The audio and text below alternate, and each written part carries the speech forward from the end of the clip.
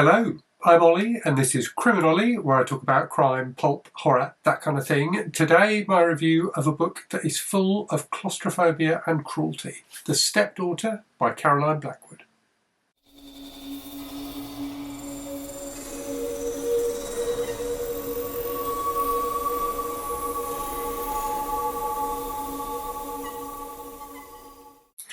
This is proving to be a difficult book for me to talk about, and I say that because I've already filmed this review once. So I filmed this review once and edited it and then kind of sat and ruminated on it for a little bit and realised that there were many other things that I wanted to say about the book. I said some of the things I wanted to say in that review video, but the more I thought about the book and reflected on my video, the more I realised that there were things that I'd missed. And that is really interesting because this is a very short book. It's less than 100 pages long. It's referred to in kind of Caroline Blackwood's bibliography as a novel, but it's probably more of a novella. But it packs a huge amount into the 100 or less than 100 pages that it uses. And it's also one of those books where the more it sits with you, the more you think about it, the more comes out. I found it a really, really fascinating book, and it's definitely a book I would recommend to anyone who likes darker fiction, who likes that kind of psychological fiction that puts you in the mind of someone else and has you, I suppose, experience their life, experience their thoughts, and crucially experience the darker side of their personality. This is definitely a book that does that. And I think the book came out in 1976, and I see it as kind of being almost like a bridge between books which are pure, books which you would consider to be crime fiction. So books by authors like Patricia Highsmith, who I've talked about on the channel, or Celia Dale. Books where there is a thriller element to them. And the kind of femgore books that are very popular at the moment. So I reviewed a while ago on the channel The Lamb by Lucy Rose, a book I thought was really, really excellent. Now these are all books written by women that explore the darker side of humanity. And in particular, the modern femgore movement explores female relationships. Now, interestingly, the books by people like Patricia Highsmith, Patricia Highsmith largely wrote about male characters. She doesn't really explore the female psyche much at all in her book. She does in a couple, but generally she's writing about men. And Celia Dale, similarly, she does have female characters in her books, but the more monstrous characters in her books tend to be the men. Certainly in the books I've read anyway. Caroline Blackwood feels like the bit in the middle, if you like, in that she is writing a book that's not really a thriller, it's more a psychological horror-style novel, albeit it's one that I think would be filed as literature rather than being filed in the horror section, but it's definitely a book that contains horrors. But equally, she is someone who is very much writing about the female experience, like the more modern femgore authors. So a really, really interesting book. And Caroline Blackwood, I'll confess, was not an author I'd heard of until Virago reached out and offered to send me this new edition. So this is a lovely new edition from Virago, and thank you very much to them for sending it to me. Not least because the fact that I've now been sent a book by Virago means that my mum thinks I've made it as a reviewer. So she's a long time Virago reader, so she was impressed that I was sent a book by Virago. Anyway, I digress. So, really interesting book, and Caroline Blackwood had a really interesting life as well. So she is someone who was born into the British aristocracy, so she was Lady Caroline Blackwood. Her father was a Marquess.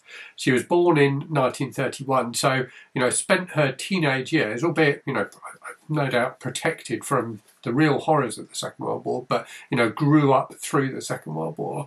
And I wonder if that like the horrors of the concentration camps and things like that coming out when she was in her teens, whether that had an impact on her view of humanity, because this is certainly a book that has the concept of cruelty at its heart, and of people being awful to each other. So so born in 1931, died relatively young, so died in her 60s, lived, I think, a lot of her life, or a lot of her adult life in New York, and wrote 4 novels during that time. The Stepdaughter was the first of those, so published in 1976. She also wrote short stories and non-fiction as well, including an autobiography. And she was married 3 times, including to the painter Lucian Freud, and she modelled for him in some of his paintings. And indeed, her Wikipedia page lists her as being a writer, socialite, and muse, which is quite a cool way to have your life encapsulated, I guess. So a really interesting person, and this is a really, really fascinating book. So set in New York, set in an apartment building. And it's one of those like big, really impressive apartment buildings. It reminded me of the building in Rosemary's Baby, and I guess the book came out not long after the book and movie of Rosemary's Baby, a few years after. So one of those, those really big, quite posh buildings, and it centres on this woman who's the protagonist and narrator, a woman whose name you never learn. She just is referred to by a single initial J. And the book is a series of letters that she is writing. Now, these are not letters that she is writing to, it would appear, to a real person. They're all just addressed to dear so-and-so, and she references in some of the later letters that she's not sending them. So it's really her way of exercising, I think, what is going on. And what's going on is that she is essentially trapped in the apartment, not physically trapped, but there's definitely this big sense of claustrophobia. So she is in the apartment with her young daughter, who's like 2 or 3, that sort of age, 3 or 4 maybe, and her stepdaughter. So her husband, Jay's husband, has gone to Europe on business and left his daughter from a previous marriage with Jay. And this daughter is like 12 or 13, called Renata. And Jay absolutely hates and resents Renata, and a lot of these letters are taken up with her describing how awful she finds Renata, what an appalling person, disgusting person she considers her to be. So there is real, there's real cruelty in her words, but you also get this real sense of cruelty in the fact that Renata, who's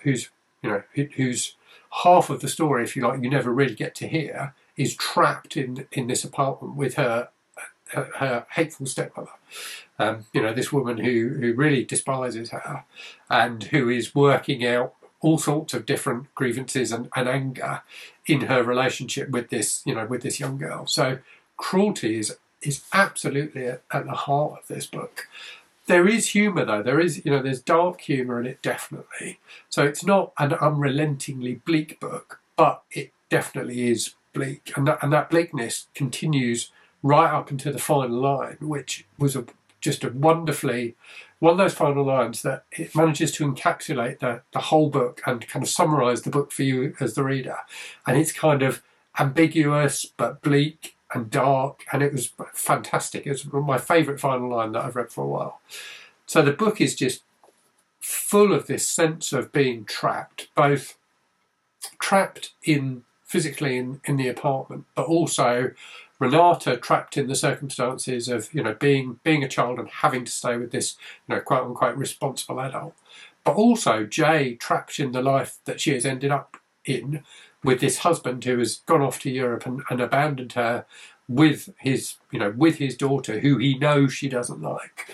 So both of them really victims of him, and that sense of victimhood, I guess, that sense of like women being abused by men is there throughout the book. And whilst Jay is awful in many ways, you do come through twists and turns of the story and kind of things panning out a bit, and you're getting a bit more of an understanding of what's going on. You do come to have some sympathy for her as well, as awful as she can be.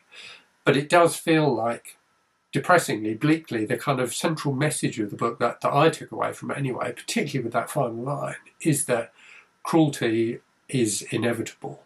There may be rays of sunshine in our lives sometimes, but there is always someone there who is ready to stab us in the back and be awful to us.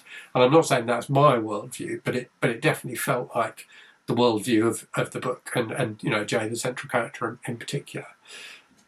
And it's all told through, like, the modern femcult books, that message is conveyed through female relationships. So, basically all the characters in the book are women, pretty much apart from this absent husband figure who you never see. You've got Jay, you've got her daughter, you've got her stepdaughter, you've got a maid who works for her, and some friends as well who she has lunch with and converses with. So all of these female characters that she is interacting with, and kind of almost like trying to infect with her with her bleak worldview. It's a really, really interesting book, and you as a reader, you know, as well as the characters being trapped, you as a reader are trapped in Jay's world, and in Jay's mind, in Jay's reality, in Jay's perception of what is happening. And whilst you never, you know, nothing happens in the book that suggests she is definitely an unreliable narrator, but equally, you just don't know. You just don't know. You are, you know, all you have is what she tells you, and that's, you know, really, it's a thing that quite a lot of books do. But I thought Caroline Blackwood did it particularly brilliantly in this book, because it's done very subtly, and it's kind of it was only after I finished the book that I kind of got to wondering, well, how much of that, you know, how much of that was, how much of that was real, how much of it actually happened, and how much of it was Jay, you know, like exaggerating and you know, that kind of thing, because you know that she is, you know, her reaction to Renata feels like massively inflated and you know, out of line and exaggerated for the reaction of a, you know, a grown woman to a child. So yeah, a really, really interesting book. I feel like this review might have ended up being a bit waffly, because I feel like I have a lot to say about this book, and I'm still clearly, you know, this is my second time trying to make this review, I'm still processing my thoughts on it.